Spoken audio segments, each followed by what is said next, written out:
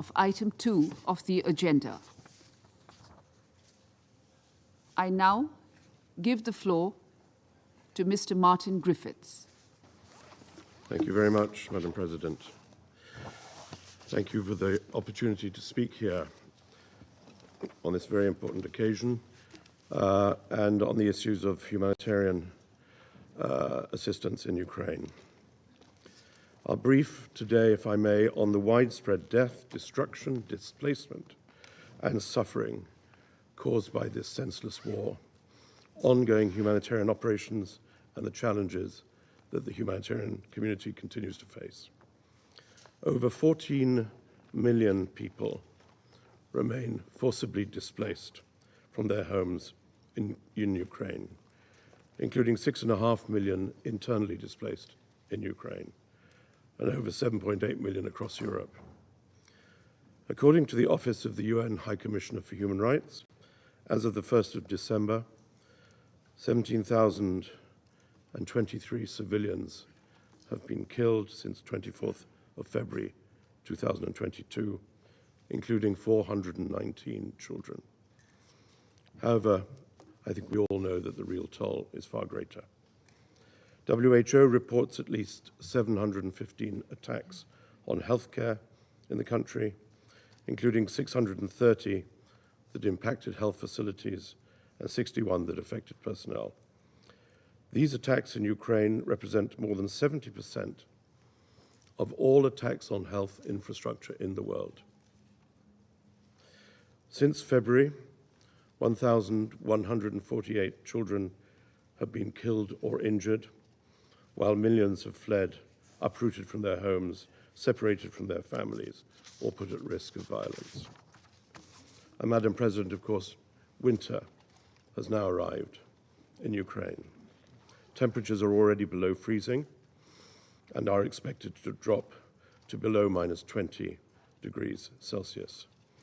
The attacks on Ukraine's energy infrastructure, including power stations and heating plants, have left millions of people without access to heat, electricity, and water, adding another dangerous dimension to the humanitarian crisis caused by the war.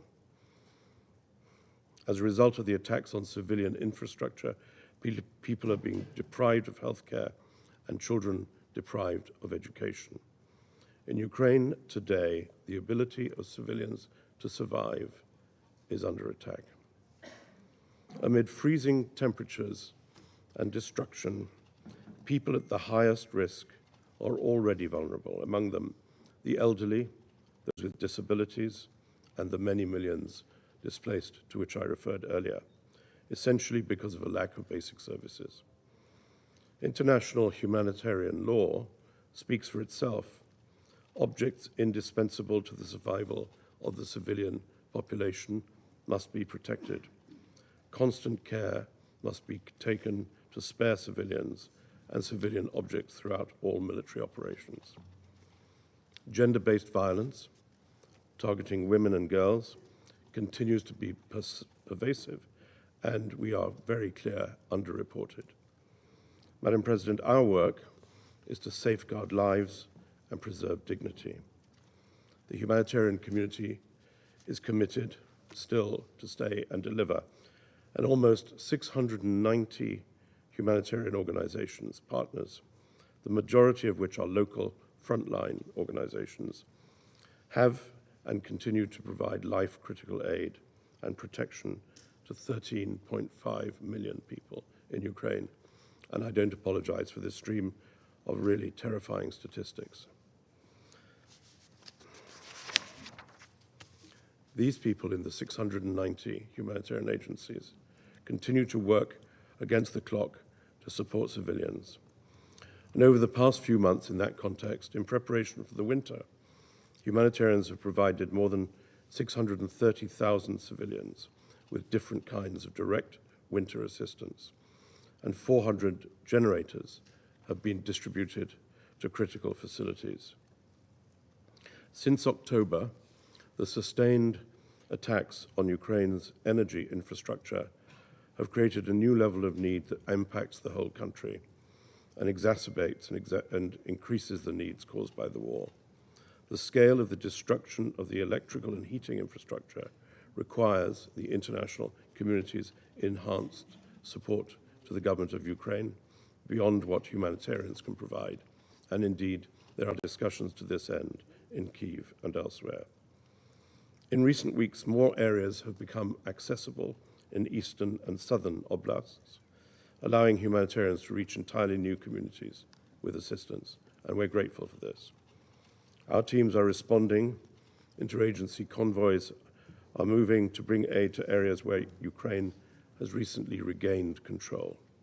In Kherson, for example, convoys have delivered much-needed drinking water, potable water for thousands of civilians, medical supplies to treat 100,000 people for up to 3 months, and assistance for women and girls' reproductive health.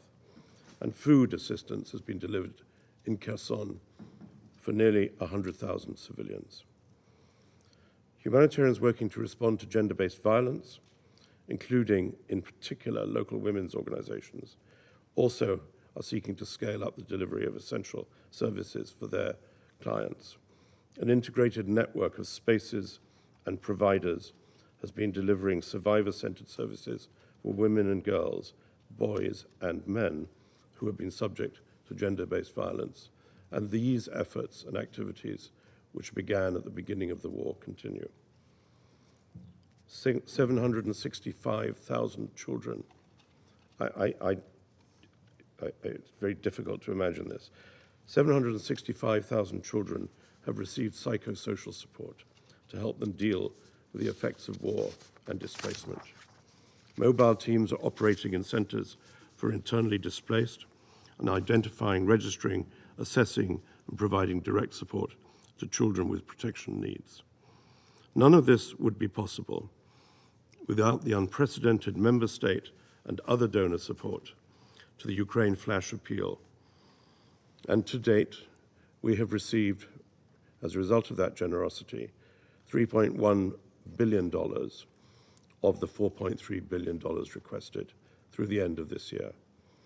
To date, we have transferred almost $1 billion in humanitarian cash transfers to about 4.3 million people. Cash as a mode of delivery has come to its maturity in the case of the tragic events in Ukraine. More must be done, of course, to continue to close the funding shortfall, and we will soon be issuing plans for 2023. While there have been improvements, as I've said, in humanitarian access, the biggest challenge remains impediments to reaching areas in Donetsk, Luhansk, Kherson, and Zaporizhzhia.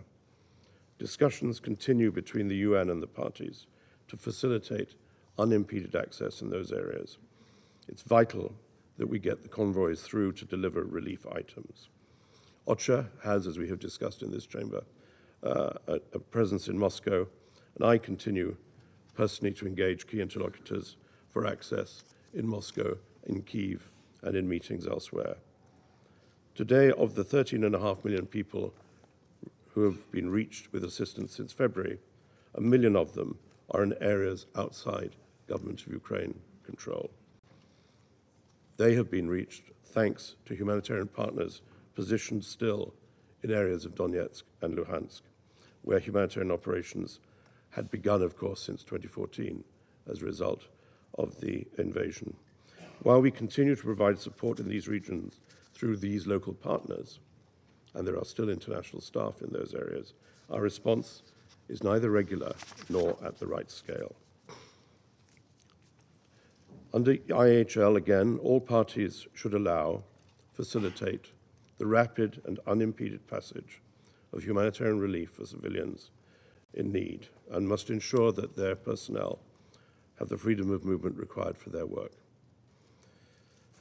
In areas where the government of Ukraine has recently regained control, the presence of landmines and explosive remnants of war is a major concern for communities and, of course, for humanitarians who serve them, and causes delay and impediments for the restoration of essential services, including electricity. States must bolster their support for clearance to prevent further casualties of these mines. This will ensure quicker, more effective access to livelihoods and essential services. And information on mines and used or abandoned explosive ordnance should be shared by those who know at the earliest possible time. Madam President, last week in Geneva, I launched the Global Humanitarian Overview, which is our annual assessment of global humanitarian needs for next year and how to respond to them. At the beginning of 2022, 274 million people needed humanitarian assistance. For 2023, the projected number has grown to 339 million, from 274 million to 339 million, an increase of about 24%. 65 million people have arrived at our doorstep, 1 in 23 people on this planet. And as we have said publicly, that's a population the size of the third most populous country in the world. This is a record appeal, and it would be difficult to get the adequate funding, but it's a stark reminder of how fast humanitarian needs are accelerating. And this is especially true for Ukraine. So I end partly about Ukraine, of course, and the urgent needs that we see as we move into winter, and as we see the damage to infrastructure, and as we see the potential for more displacement. But I place that within that larger context of a world gone mad, which sees 1 in 23 people in need of humanitarian assistance around the globe.